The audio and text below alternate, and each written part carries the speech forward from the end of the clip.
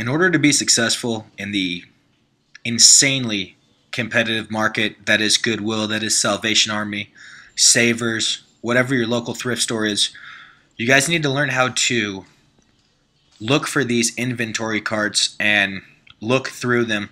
Every single find you guys are about to see was from these inventory carts in a couple day period, and pretty much to get anything at a Goodwill in today's society, you need to either find a very obscure title or find it directly from these inventory carts. Now you can take it a step further. If you're very smart, if you're very clever, you guys can learn how to time when new games come out, because they don't come out right when they're donated. It's not like a game is donated and then it comes out on the cart in 2 or 3 hours. The games and everything, they come out at set times. Some of these games probably have been sitting in the back warehouse for 2 or 3 weeks, if not more. So if you can figure out when games are put in, when the item you're looking for is brought out, and then raid these store inventory carts that sit all around Goodwills, and I'm sure they sit around Savers and Salvation Army, although I've never seen them. Just look for them. A lot of times employees will put these carts out, and then they'll just leave them there for 2 or 3 days.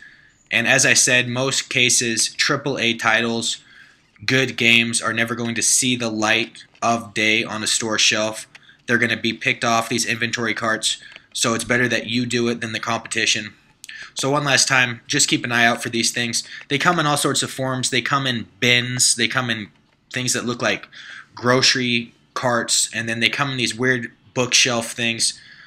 This isn't one, but there'll be these like bookshelves with wheels at the bottom, and basically they come straight from the warehouse and go out onto store shelves. And if you guys pay attention, you can get the good finds before they hit the shelves, before the pickers get them, and before the competition gets them.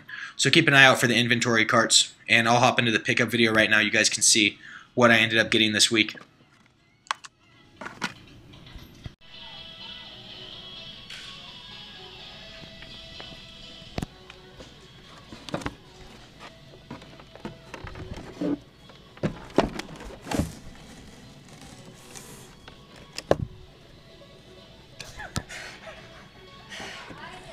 Right then. What is going on, beautiful people of YouTube, of the internet, of Daily Motion? Is that a thing? Is that another site? I don't know. Of YouTube, we'll say, possibly Facebook, but doubtful. Or one of Fanta's email shares that he talks about a lot. Long story short, you guys got the point of this video. Basically all about looking at the inventory carts at Goodwill. I've said it a bunch of times in my videos, and I just wanted to make a video specifically about it this week because every find you guys see here, every single one was from an inventory cart within the span of about 3 days. I think from about July 5th to July 8th I got all of this stuff on the inventory carts. Of course, if they hit shelves or if I waited a day or two, all the stuff would have been snagged up immediately. But I did find it shortly after it was posted by looking on the inventory carts. I ignored the glass, I ignored the shelves, went to the inventory carts and found these great finds. And if you guys have thrift stores in your area, they do have these. It is kind of sleazy, maybe even tacky to go look through these, but get over it if you want to get finds, basically, because if you go in, you're not going to find them on the store shelves. Bottom line, you're not going to find Nintendo games.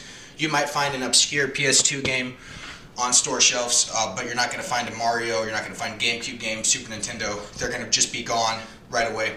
So let's get into the finds. All 3 of these over here are from, I believe, July 5th, and the tags on them indicate they were put on shelves the 4th of July, which is probably why it made it a day. Wow, this phone is missing the mark. It's probably why it survived the day. Everyone was out getting drunk in a pool on July 4th, all the resellers, all the pickers, myself included. So went in the 5th and picked up Soul Calibur 3. I don't know if I've ever seen this one in the wild.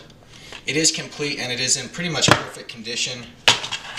So picked it up, 2 disc, great condition. And I'm going to throw this into my PS2 collection, which is not big, but I am running out of space. There's not a lot of room for it. But I absolutely love the game. I love the one that came out. I think it was Soul Calibur 4 came out.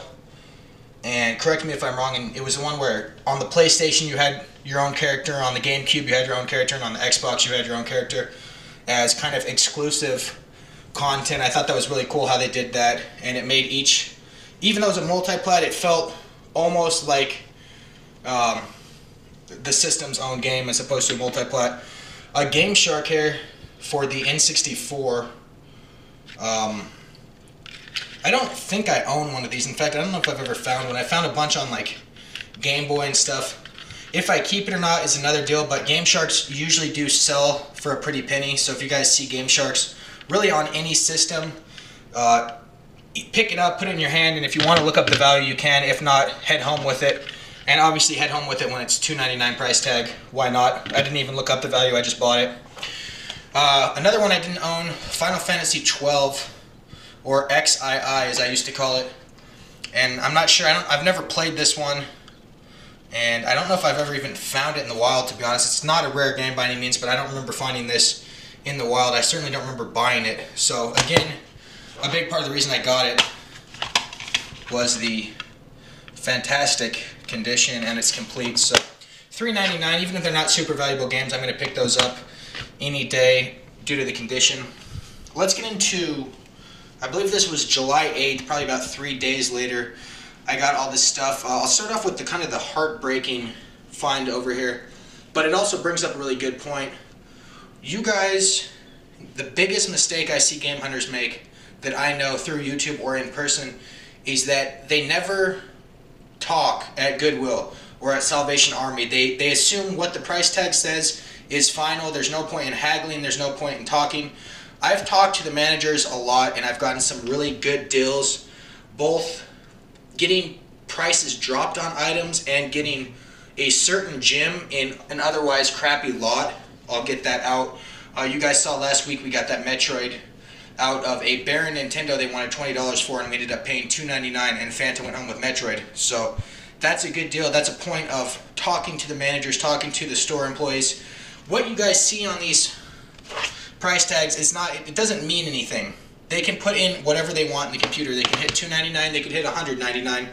It doesn't matter. It's whatever this employee puts in, and ultimately it's whatever the manager decides.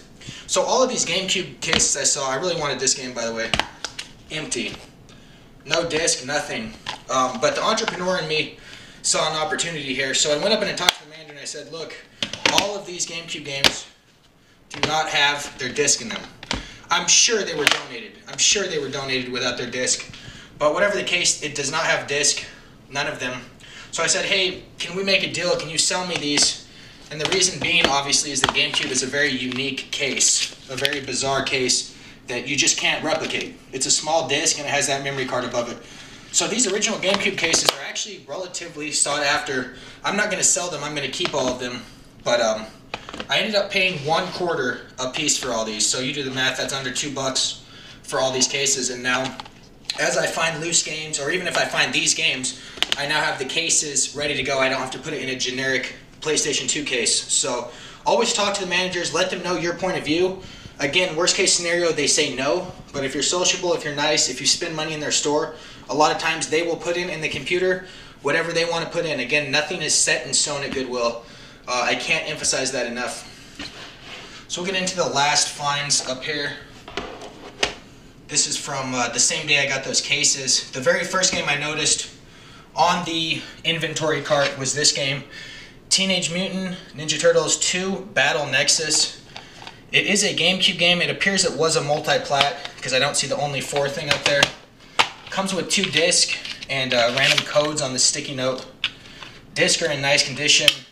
I will be throwing this into my collection. It's a Teenage Mutant Ninja Turtle game, and it is a $20 game on the GameCube, so I didn't even have to think twice before spending $2.99 to pick this up. It doesn't have a price tag, but pick this up. This will go right on my store, on my shelf.